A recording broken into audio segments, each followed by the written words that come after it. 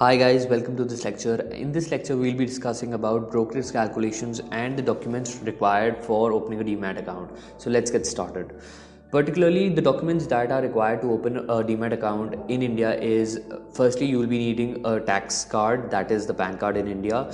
You will be needing a brokerage form which will help you open two accounts, a Demat account and a trading account, because you need both of these accounts in order to start trading and investing in stock markets. Thirdly, you will be needing documents for address proof. That can be your Aadhaar card, your passport, your voter ID card, etc. And fourthly, you will be needing two passport size photographs in order to get your Demat account opened. And thirdly, you will have to lastly you will have to link up your account with a bank account so that you can transfer all your money and start investing and trading. So for that, you will have to give a cancel check showing the proper account details of your bank account, which will be linked to your trading and Demat account. So these are the documents that are particularly required for opening a Demat account. So you can open a Demat account with various brokers available in the market. Some of them you can even open with your bank accounts, and because many bank accounts are providing a facility of linking their bank accounts to the Demat account on their net banking portal itself. So that is also very convenient. But usually what happens on that front, the banks tend to charge a larger brokerage. So that is the thing. But the money that you have in your bank account, you keep on getting the 4% or 3.5% interest on that regularly. So that is what is there.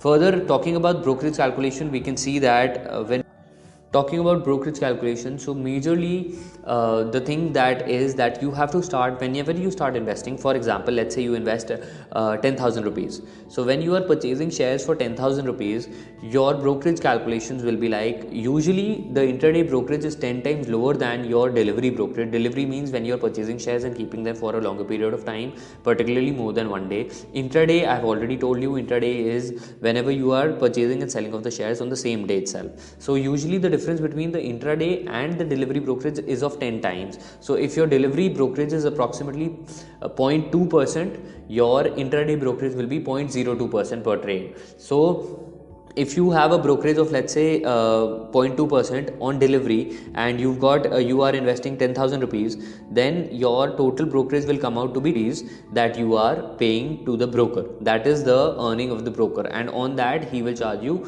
the GST also.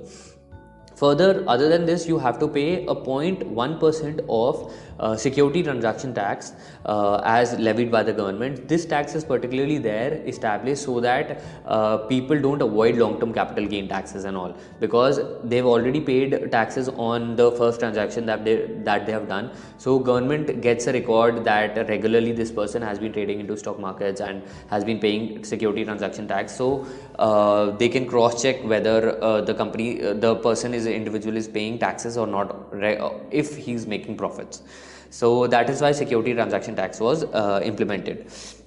So the system is very simple. I've told you about delivery. You just have to multiply the total purchase receipts. Let's say you purchase for 10,000 rupees, and multiplying it by 0.2%, that will come out to be 0.002%. 0.002, you will get the amount that is there for your that the brokerage will earn, and for intraday it will be 0.0002. So multiplying, let's say, 10,000 rupees with 0.0002, you get as your brokerage that you will give on that intraday transaction. So intraday will be buying and selling both on the same day. Brokerages are paid on every transaction, whether it is buying, whether it is selling. You have to pay brokerages on every transaction. Now, in the modern brokerages plan, many brokers have come out with plans like, you can pay initially, you can just pay a lump sum amount of, let's say, 5,000 rupees or 10,000 rupees, and you don't have to pay any other brokerages all around the year. Or these are just fancy ways of confusing the investor and lucrative ways. But the traditional way of giving 0.02% or 0.1% on your delivery and intraday brokerages, whatever the brokerage slab the broker is giving you, or you are negotiating with them, it is fine, and it is a very simple way of moving forward. There are some brokers which do not take or charge any brokerage from you on delivery trades also, but somehow or the other they do charge you a little bit extra from particularly by levying some charges on your trading account and managing your trading account facilities, and also overall somewhere or the other the broker will charge you brokerage. And fixed brokerage is also a very good way of investing. So it can be a flat out brokerage of, let's say, 20 rupees for the day or 20 rupees per transaction. So whatever your amount is, let's say you are even trading for, let's say, 10 lakh rupees or 5 lakh rupees, you will still have to pay only 20 rupees per trade. So that is also one excellent way how people can save their brokerages. But brokerage is not a very important thing.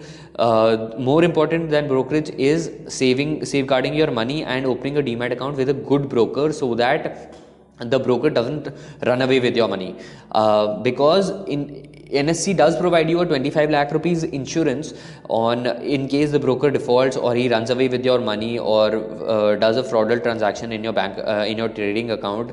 Then NSC will provide you a 25 lakh rupee insurance on your total investment portfolio. Nothing more than 25 lakh rupees will be given to you. I have faced this once or twice, and some of my money was stuck up, but eventually 1.5 years later on, you do get your money credited in your bank account after filing all the documents properly with NSC. So that is one more thing that I wanted to explain in this lecture. So I hope you guys have got a good understanding about the whole scenario, how brokerage calculation works. So it's a very meager part of the whole thing, but the most important thing is analysis, which we'll be understanding in the future lectures and sessions. So that's about it. Thank you guys for watching the lecture, and I'll see you in the next lecture. Hi guys, welcome to this video lecture on mutual funds. Particularly, we'll be discussing about how to get started about mutual funds and how to start investing in mutual funds, and how to decode the name of mutual funds and find out on which mutual funds you should invest in. Analytics will be coming on later on, but here we'll be telling you how mutual funds can help you out in finding out great stocks that you can invest in if you're not going through the mutual fund route also. So let's get started and understand what we have in this lecture.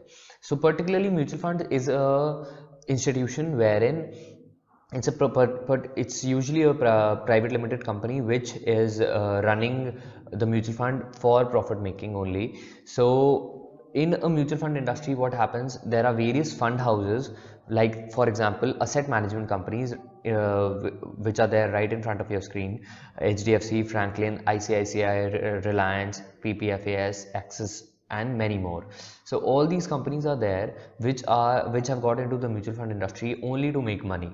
So what they do is they find out a fund manager, a person who has good knowledge about stock markets, and they tell him that you make a portfolio according to your needs, and it can be a large cap company, large portfolio of large cap stocks, mid cap stocks, or small cap stocks. So we will define small cap stocks as companies with a market capitalization of less than 1000 crore, and mid cap will be 1000 to 5000 crore, market capitalization of 1000 to 5000 crores, and large cap will be anything above 5000 crores.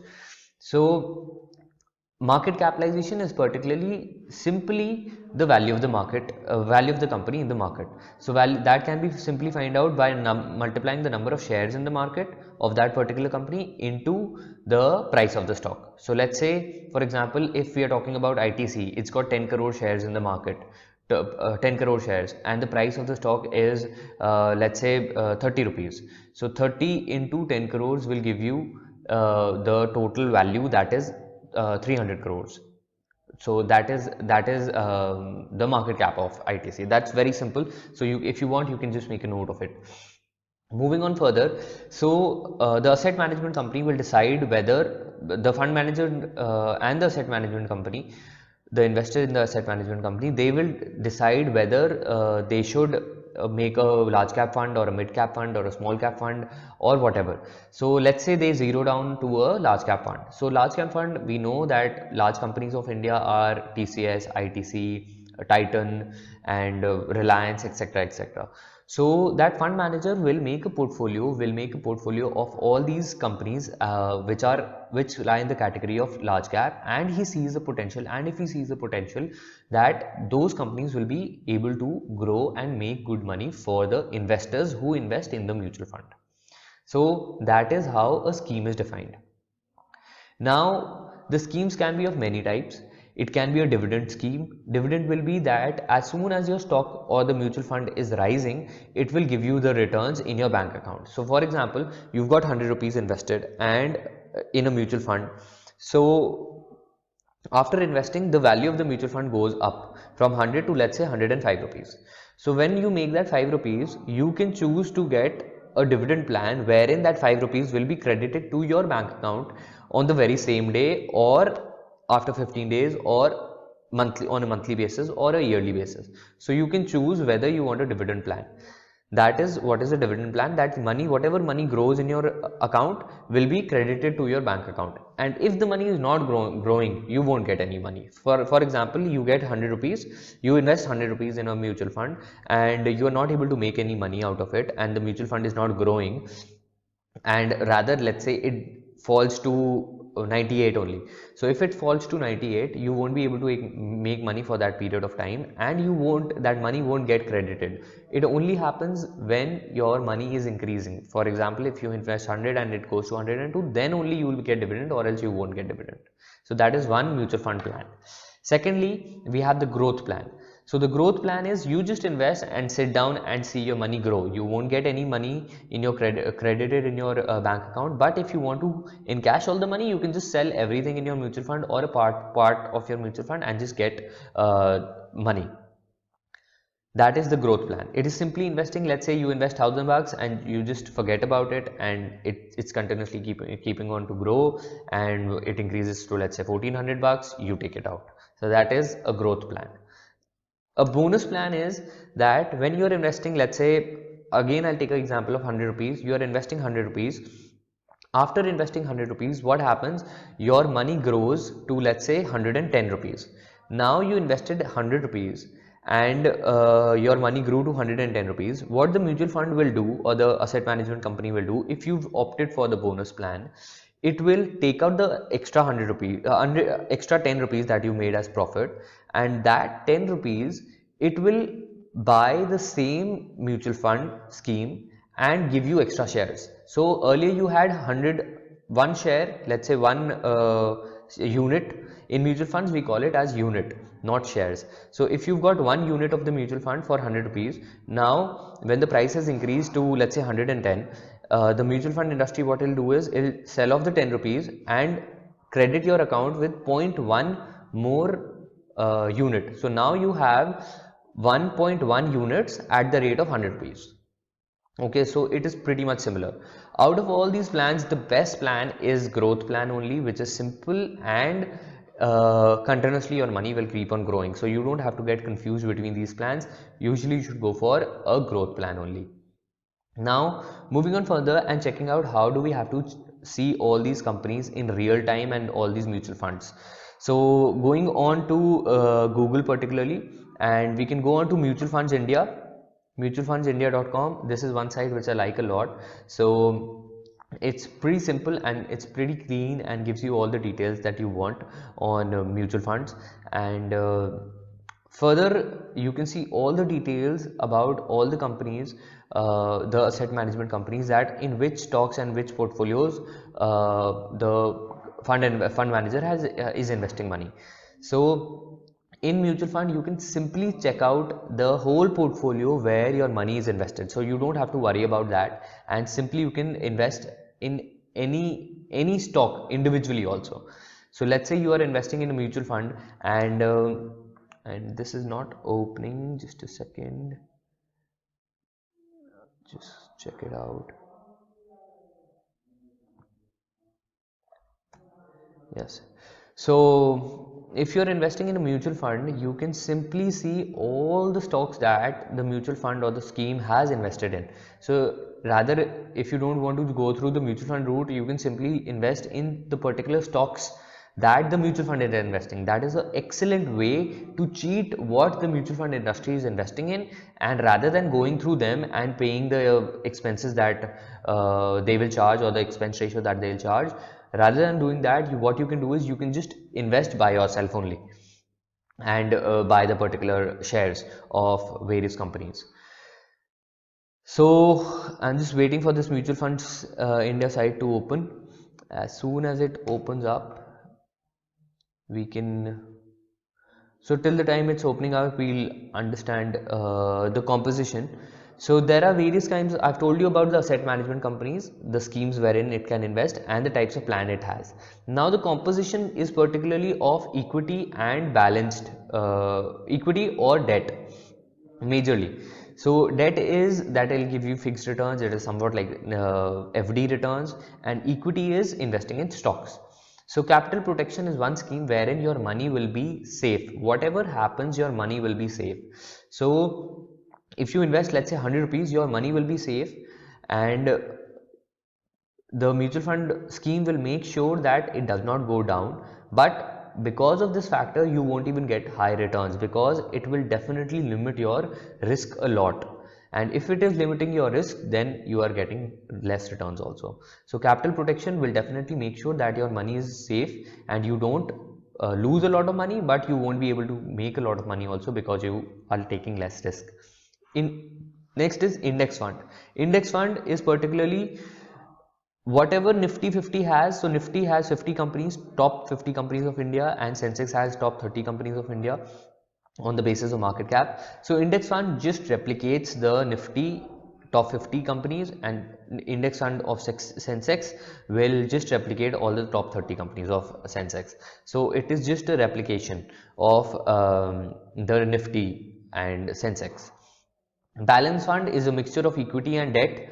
So it will give you a mixed return. The returns can be around 10 to 15%, usually not more than that, and that's on a upper side that I'm talking about. So that's a balance fund, usually 50-50% ratio of equity and debt.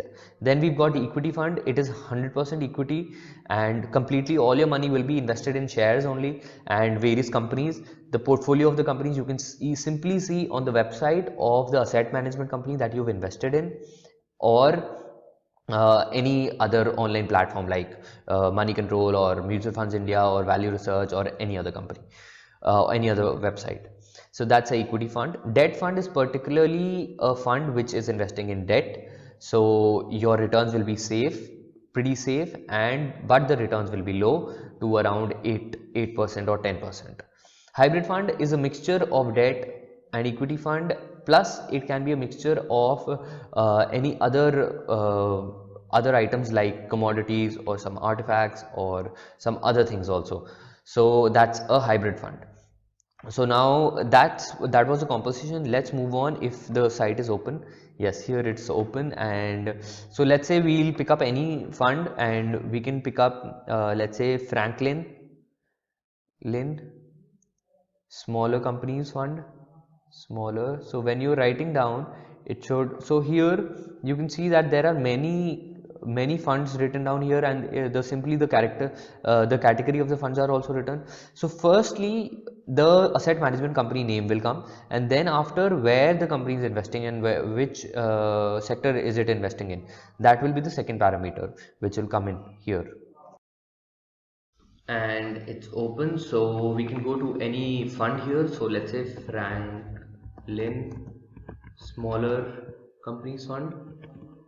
So if I write down small, Franklin small, or we can take some other fund. So here you can see I have just written down Franklin, and I've got a drop down of various funds available in the Franklin AMC asset management company. So these are the various schemes that you can buy in Franklin only.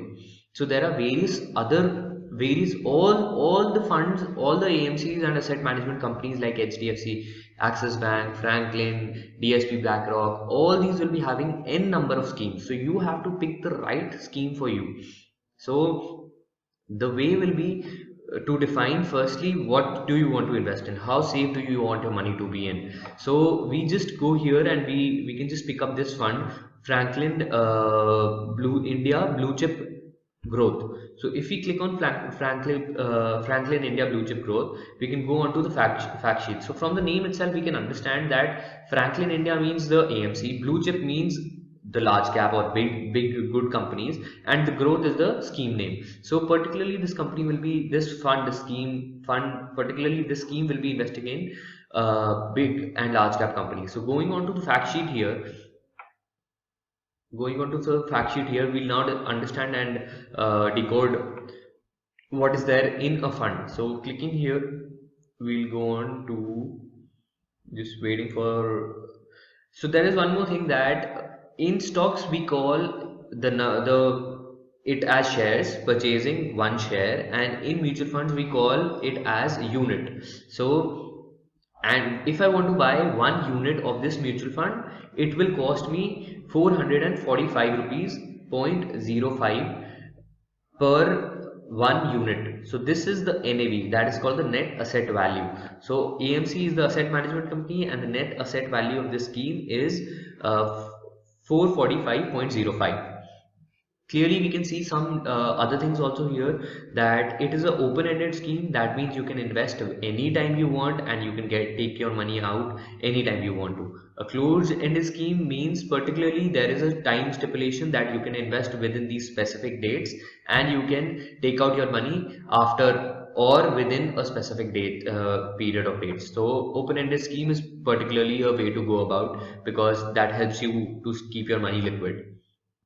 There is no entry load, so if you are investing in a mutual fund in this scheme, you won't have to pay any extra expenses on investing. So there are some companies which take some initial charge when you are investing for the first time in the fund, okay, or making subsequent payments or investments. The asset side is the total fund that the company is managing is 7,602 crores total fund. If you want to see, its investment plan is a growth plan. If you are selling the fund within 0 to 1 years, you will have to pay 1% extra of the total amount that you've invested in. If you are investing in one time, you have to invest minimum of at least 5,000 rupees. So that is what it's saying here. The launch date was 1993, so it's been there for a very long period of time. You can see the fund managers, Anand Radhakrishnan, Roshi Jain, and Shrikesh Nair. So these are the 3 fund managers. If you want to do your due diligence, you can just Google them up, see their track records and past records, how they've been performing, what kind of money they have been making. So that is what is a fund manager. If you see Nifty, you can see the benchmark as Nifty. So these are particularly comparing themselves, their whole fund performance with Nifty. And here we can see their performance over 1 month, 3 months, 6 months, over years. If you see since inception, since 1993, they have given a return of 20.31% every year regularly till now. That is pretty awesome. We can even see peer performances here as Axis Blue Chip Fund and Axis Multicap Fund, Axis and UTI Equity Fund. These are all different schemes which are competitors to Franklin India Blue Chip Fund. Then we can see how the chart of this particular fund has been growing or falling down on a yearly basis, on a 5-yearly basis, on a 15-yearly basis, how it has been performing against Nifty. So the blue line here is your Nifty, top 100 companies in Nifty, and Franklin, the green line here is the Franklin, this scheme particularly. So you can clearly see that here, and this is a very interesting thing, that where the company has invested. So if you want to cheat, you can simply pick up stocks from this fund and invest when you feel comfortable in investing. So mutual fund only takes the headache of investing, but you have to pay a price for that. That is the expense ratio that you need to pay. We'll just discuss it in a moment. So this is the portfolio, and this is the asset management company and how money has been flowing in and out of this particular mutual fund. So moving further, we can clearly go here to the portfolio and see the complete portfolio of this asset of this scheme, and what all companies has this fund been investing in. So if I click here, on portfolio, I go on to this portfolio, and after clicking here I can see all the companies and the percentage of amount that the fund is invested in. So HDFC Bank Limited, it has 9.66 of its total money invested in HDFC Bank. So out of 7,000 crores, around 700 crores, approximately 700 crores are invested in HDFC Bank Limited itself, and it's got a cash of around 4.67%, you can see here. And these are the top holdings, and these are the small minority holdings that the company has. So particularly you can see that majorly most of the companies are large cap and big companies. That is why it is sticking to its motto of investing in a blue chip fund. So that is why it is a blue chip fund. Here you can see the asset allocation: financial services, IT, automobile, and where it's investing in. And particularly style is large cap. So you can see all that here. Moving on to the performance, we can see here on performance various factors which are telling you details that how much return the company has or the scheme has given you. Had you invested this in company, you in this scheme, you would have got, since inception you would have got 20%, as I told you. But some other interesting facts here are that you should check out the expense ratio. So expense ratio is the percentage of money that the fund is taking from its investors as soon as they are giving the money. So as soon as you give your money, let's say you are investing 10,000 rupees, 2%, 2.05% will be taken out as the income of the scheme itself. So out of 7,000 crore that it has, yearly it is taking 2% returns. Yearly it is taking 2% returns of that 7,000 crores. So the money that the fund is making is 2% of 7,000 crores, that is 140 crores, that it uses to that it particularly uses to give it to its fund managers as their salary and running the whole scheme and particularly marketing the scheme. So that is the money that the company is making. Here we can see some statistics here about different ratios which can be helpful in understanding how good the fund is performing and analyzing whether it is making good money or not. So just waiting on it. So here we've got Sharpe ratio, Sortino ratio. Simply you need to see, if you're comparing two funds, just see whether the Sharpe ratio and Sortino ratio are higher or not. If they are higher, that is better. Clearly, please make a note of this. If Sharpe and Sortino ratio are higher, they are better. Okay. So standard deviation, if you see, standard deviation will be telling you how much variance the stock is having, or the mutual fund scheme is having, and you can skip on beta and R square for the time being. Not necessarily needed for right now. And this is the portfolio scheme and compared. I've just told you about this. Plus, other than that, we can go on to NAV once, and we can check out the NAV. NAV is the net asset value as of this is as on 1st March 2019.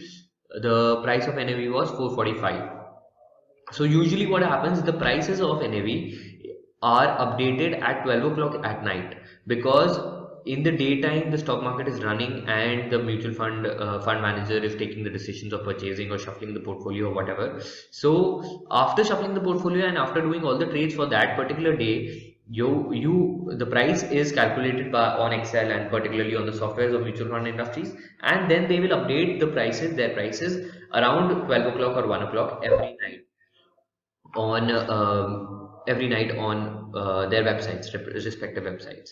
So this is the mutual fund chart that you can see here for the last all time. So I've just increased the chart from 2002 to here. You can see how massively it has been growing. That is why I keep on telling people to invest in stock markets, that it's a wonderful thing. And so this is particularly how you can read a mutual fund scheme. Okay. Going on to our sheet here, so we'll move on further to the different mutual funds. So there are different ways of investing in mutual funds. So one is a SIP route. That is a route wherein you will give instruction to your asset management company, the company or the mutual fund scheme that you are investing in, that regularly money is being deducted from your bank account. So you will give them a standing instruction that regularly, let's say 5,000, 1,000, 2,000 rupees starts getting deducted from your bank account and starts getting invested into the mutual fund. This is a very nice way of investing, and you don't have to worry about it. You just have to make sure that money is there in your bank account, and regularly money will keep on going, and eventually you won't know, and it will become such a big amount that you will be astounded by it. So SIP is a wonderful route of investing. SIP, full form of SIP is systematic investment plan, and it is very useful for investing and for people who are salaried, or if you want to make regular savings also. So regularly money will keep on getting deducted and it will grow to a massive amount. Then we've got direct investment. So I would encourage everyone to go for a direct investment. So moving on here, if we see and we write down any fund, let's say HDFC, and we'll just wait for it. So direct investment, what it does is, direct investment is a scheme wherein you are removing the mediator. So always try to go and invest in direct mutual fund schemes. So that will be extremely beneficial. Franklin.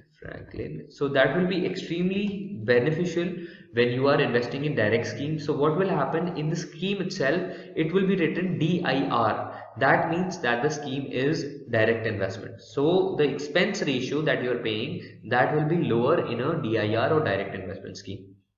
So please make sure of that, and that is very important. So if this opens up, I'll just show you here. So here you can see it is written DIR. That means it's a direct investment scheme, and there the expense ratio of the scheme will be lower, and the NAV price will be higher, because obviously if the expense is low, the price of the portfolio or the whole portfolio will be high, because the expenses are deducted from the net asset value itself. So make sure that you are investing in a direct plan, in the sense direct investment plan, and removing the mediators, because if you remove the mediators, you will have less, you will have to pay less expenses. Coming here, you can invest through a broker, but he will not give you direct plan. He will charge money for it, as in the commissions will keep on going to the broker forever till the time you are investing in the mutual fund.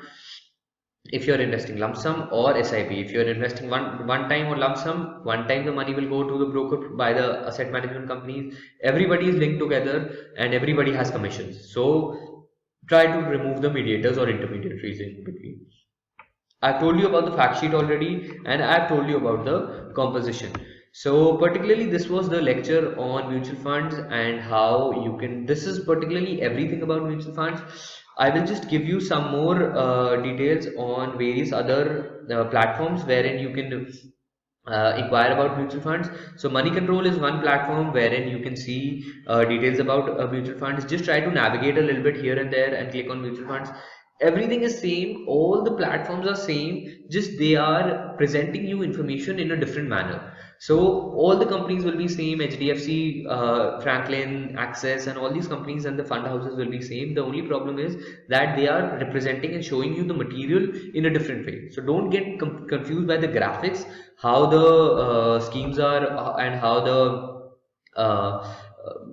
the schemes and details are represented and showed to you, but all the data will be same. So that's about it for mutual funds. I hope you enjoyed the lectures, and I'll see you in the next lecture which is coming up. Thank you guys. Hi guys, this is Siddhant from FinLife, and in this lecture we'll be discussing about risk reward ratio calculation. So majorly whenever people are trading, they don't consider risk reward ratios. So you should always keep in mind that whenever you are trading, you should try to keep your risk reward ratio at a minimum of at least 2.5. So that what that means is that your return should be 2.5 times of the money that you are risking. So let's say you are investing at 430 rupees and the stop loss for the stock that you've taken is at around 400 rupees. So if the stop loss is at 400 rupees, you can clearly see that there is a 30 rupee difference between your investment price and the stop loss. So that means your return should be at least 2.5 times of your expected returns or the price that you expect the stock to go up to or increase to should be at least 2.5 times of your stop difference between the current investment and the stop loss. So in this case it will be 30 into 2.5, that will come out to be approximately 75 rupees. So this is how you must analyze all your positions and all your investment opportunities, that what kind of return or losses are you willing to make. So you can even consider this in another way. For example, you can make a loss of maximum of rupees 30,000 rupees. Okay, so if you can make a loss of rupees 30,000 maximum, and you are investing in the stock, and you have a, let's say, around 4.5 to 5 lakh rupees for investment, then what you can do is, investing at 430 rupees, you can buy 1,000 shares. So this is how you can simply calculate that how many shares that you can buy. So you can buy 1,000 shares for at the rate of 430 rupees. You can sustain a loss of maximum of 30,000. So the stop loss will stay same at 400 rupees. As stop loss means that the maximum loss that you can make. So stop loss will remain at 430 rupees. So if you see here that you clearly know that you have to buy 1,000 shares and the maximum loss is 30 bucks. On the upside, the returns that you can get is maximum of it should be minimum of 2.5. So the risk reward ratio here will be 2.5 as we are maintaining it. So the return that you will make in this particular script will be around, on the upside it will be 75,000, and on the downside you can incur a loss of maximum of 30,000 rupees or 30 points.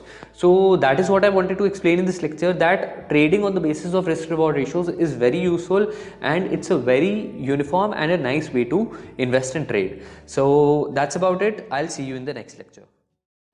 Hi guys, thank you for watching this video.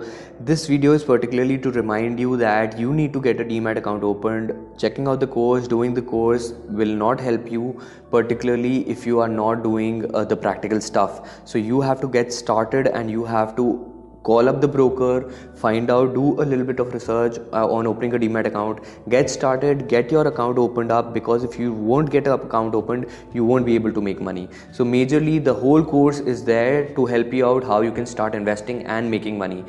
Even if you lose a little bit of money in the starting and you are fearful about investing, don't worry about it. In the long term, you will make excellent amount of money if you are doing the right investments and right trades. And it is very simple to invest in stock markets with the kind of knowledge that you are getting from the stock. So make sure that you get a Demat account opened, get started with it, invest whatever amount you feel like. You can start with a minimum of 1,000 rupees or 500 rupees by investing in the Demat account.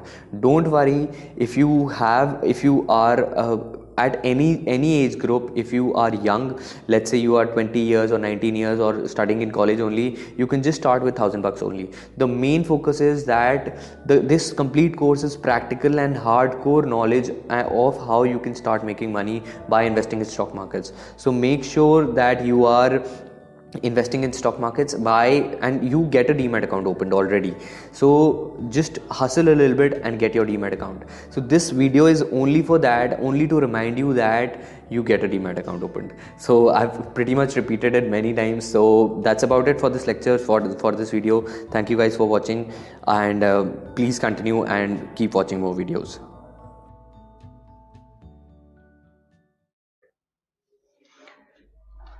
Hi guys, welcome back to this video, and in this video we'll be showing you how to buy shares from the Zerodha platform. So this is one account which I have opened up. It's a very small account.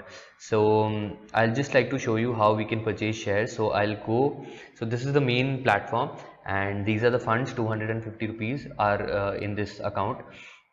So when we go here, this is the money that is available in the account right now, from which I can purchase shares. Secondly, these are the holdings which are where I'm making a loss or profit. So these are the trades in this account, and these are the losses that I'm incurring.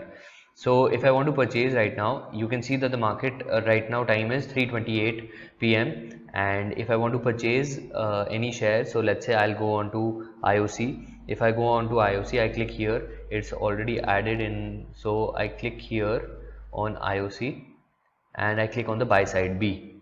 When I click on B, I just have to click on I want to buy one quantity. CNC means cash and carry. This is for delivery when we purchase the share and you want to hold it for a longer period of time. And MIS is for intraday. So when you do MIS, your stock will be automatically cut off around 3:20 p.m.